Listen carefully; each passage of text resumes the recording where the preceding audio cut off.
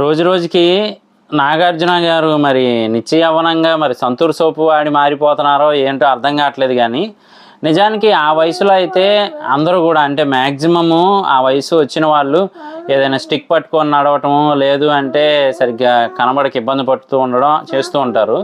కానీ ఈ వయసులో కూడా ఈయనేంటో హీరోయిన్స్ని చేత్తో ఎత్తుకొని నడిచేస్తున్నారు, అలాగే ఫైట్స్ చేసేస్తున్నారు, ఎగిరెగిరి తంతున్నారు, నోట్లో కత్తి పెట్టుకొని కసిపు రెడీ చేసుకొని కొడుతున్నారు, మామూలుగా లేదనమాట. ఇంతకీ మనం మాట్లాడుకోబోయే దేని గురించి అంటే కనుక నా సామి రంగా టీజర్ గురించి. సో చాలా ఇంట్రెస్టింగ్గా ఉంది. అల్లరి నరేష్ గారు ఉన్నారు, అలాగే రాజ్ తరుణ్ గారు ఉన్నారు, నాగార్జున గారికి వీళ్ళిద్దరూ బ్రదర్స్ అనే టైప్లో అయితే ఉన్నారనమాట. సో ఒక పల్లెటూరు వాతావరణంలో మొత్తం జరుగుతున్నట్టు అయితే తెలుస్తూ ఉంది. ఇంతకుముందు ఆల్రెడీ మనం చెప్పుకున్నట్టుగానే అల్లరి నరేష్ గారి క్యారెక్టర్ గాలి సీన్ టైప్లో అయితే ఉంటుంది అని డైరెక్టర్ గారు కూడా రివీల్ చేశారు బిగ్ బాస్ గ్రాండ్ ఫినాలేలో.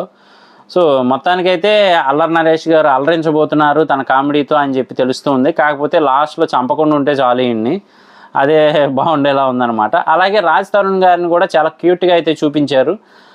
ఇంకోవైపు ఏమో హీరోయిన్ గారు నాగార్జున గారి గురించి అడగటము, ఆయన ఎలివేషన్స్ చెప్తూ ఉండగానే అల్లరి నరేష్ గారు సో నాగార్జున గారు అయితే పొలంలో మామిడి తోటలో అయితే ఒక్కొక్కరిని ఎరగదీస్తూ ఉన్నారనమాట.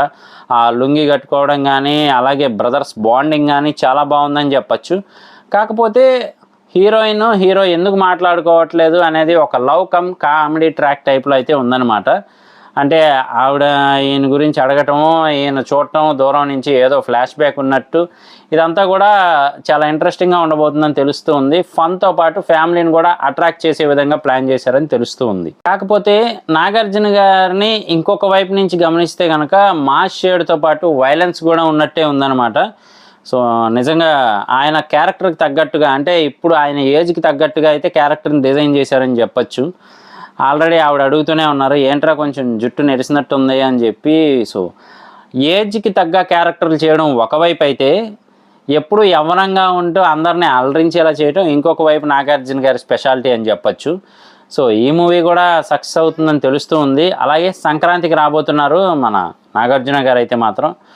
సో మరి ఈసారి కింగ్ తన బ్రాండ్ని వేస్తారా లేదు అంటే కనుక ఏమవుతుంది అనేది మనం వెయిట్ చేసి చూడాలి.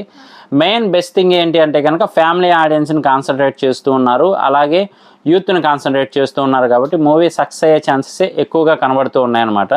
సో నా సామి రంగా అనేది అలాగే ఉంటుందా అనేది మాత్రం మనం మూవీ రిలీజ్ అయ్యాక ఆ రివ్యూ చేసి అందరికీ తెలిసేలా చేద్దాం.